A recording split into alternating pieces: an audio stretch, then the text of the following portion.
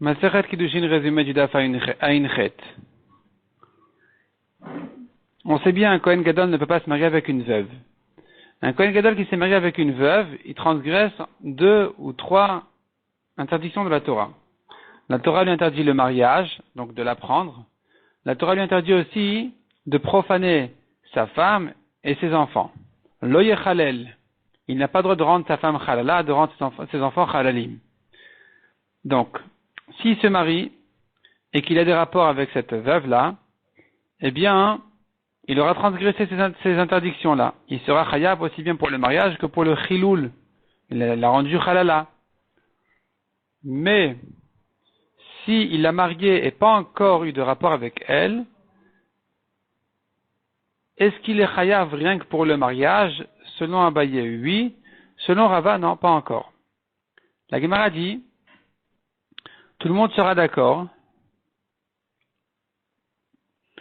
Dans un autre cas, qui est, donc, si maintenant il n'a que eu de rapport avec elle sans la marier, tout le monde sera d'accord qu'il est chayav. Pour lo yechalel. Et de même, tout le monde sera d'accord pour l'interdiction de la Torah de reprendre une femme divorcée, un homme qui a divorcé sa femme, qui s'est remarié entre-temps avec quelqu'un d'autre. Il n'a pas le droit ensuite de la reprendre. Ici, il n'est chayav que s'il l'a mariée et qu'il a eu des rapports avec elle. S'il a sauté une de ces 2 étapes-là, il ne sera pas chayav. On a vu encore dans la Mishnah, selon Rabbi Yehuda, dès que le père est converti, la fille est interdite à un Kohen, comme fille de halal. Et la Gemara fait tout un calvachomer, tout un raisonnement pour nous apprendre cette halakha, que la fille du converti, elle est comme la fille du halal. Tout un raisonnement compliqué. Finalement, la Gemara arrive à cette conclusion de dire que, de même que nous trouvons ailleurs, c'est-à-dire on a trouvé à propos du halal et à propos d'un converti égyptien que sa fille est interdite au Kohen, celui-ci aussi, le converti habituel, malgré qu'il n'a pas l'inconvénient du halal et qu'il n'a pas non plus l'inconvénient d'un égyptien, mais il a le point commun entre eux concerne aussi le guerre, le converti habituel, pour lui interdire donc sa fille à un Kohen.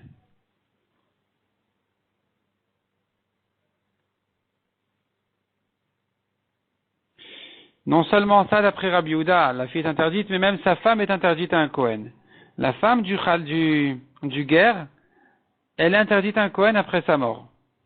Rabbi Eliezer ben Yaakov n'est pas d'accord avec ça.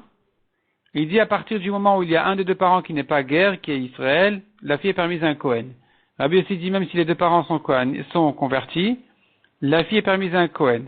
Rabbi Shimon ben Yochai dit même si la fille elle-même elle est convertie mais avant l'âge de 3 ans, il prouve des psukim qu'elle est permise à un Kohen. Et la Gemara ramène la dracha c'est-à-dire de tout cet anaïm-là sur le pasouk qui interdit aux Kohanim une femme qui n'est pas d'Israël. Comment tu expliques ces mots-là dans le pasouk, Misera bat Israël, et chacun à sa manière va expliquer ce pasouk.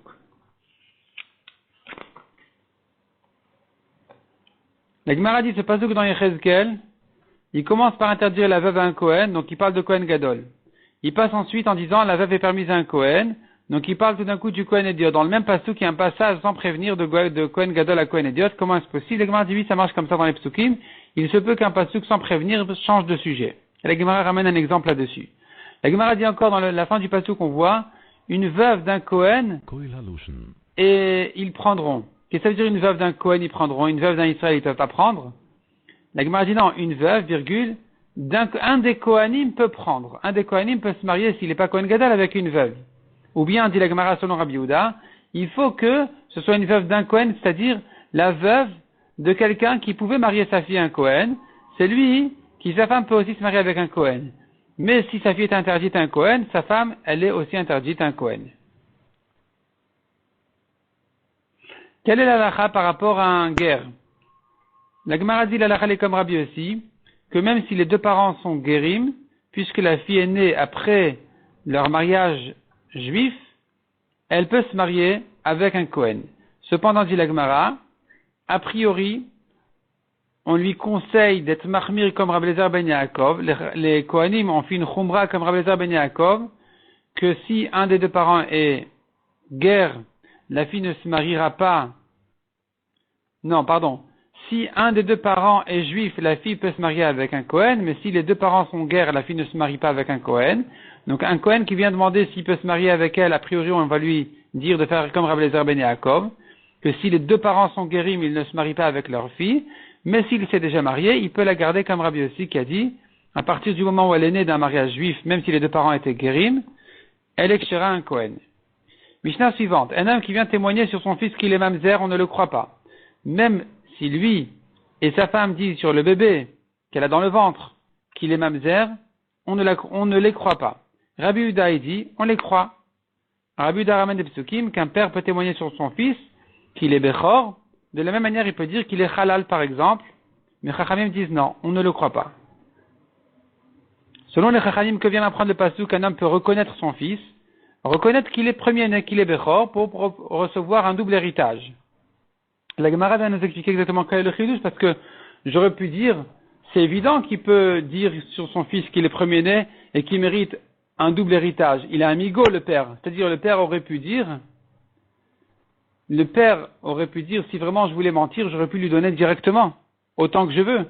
Donc, croyez-moi qu'il le mérite en tant qu'héritage. Et donc, la Gemara fait une recherche d'un cas exceptionnel où le père ne pouvait pas donner à son fils, c'est-à-dire ce que le père va hériter quand il sera mourant ou au futur, et sur ça, il ne pourra pas le donner à son fils.